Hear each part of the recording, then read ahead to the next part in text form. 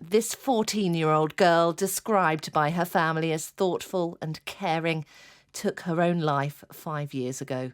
But in a landmark conclusion, the cause of death recorded by the coroner was not suicide. Instead, he stated Molly Rose Russell died from an act of self-harm whilst suffering from depression and the negative effects of online content.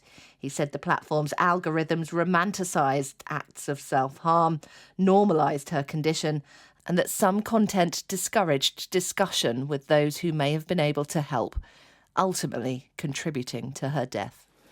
If this demented trail of life-sucking content was safe, my daughter Molly would probably still be alive. It's time to protect our innocent young people instead of allowing platforms to prioritise their profits by monetising the misery of young people. Those platforms have today responded. Meta, who own Instagram, told Sky News, "We're committed to ensuring that Instagram is a positive experience for everyone, particularly teenagers." And Pinterest said, "We've invested in building new technologies that automatically identify and take action on self-harm content."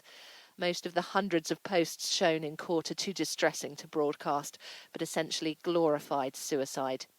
The inquest heard how one email she received from Pinterest was headed 10 depression pins you might like, accompanied with a picture of a razor blade.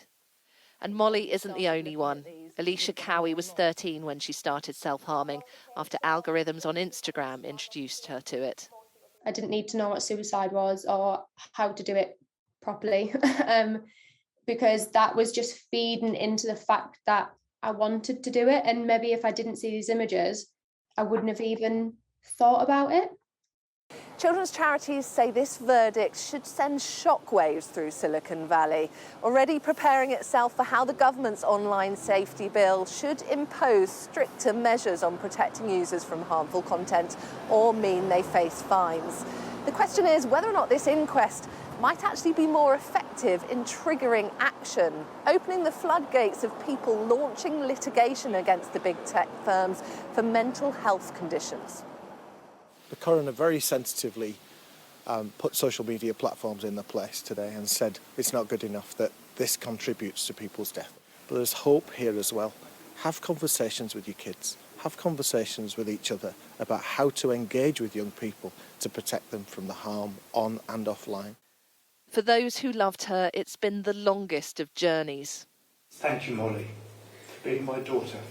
For the Russell family, this marks a moment of closure in their battle to expose the dangers of social media. In Molly's death was the greatest of warnings. And in this verdict for big tech was the most damning of judgments. Katie Spencer, Sky News.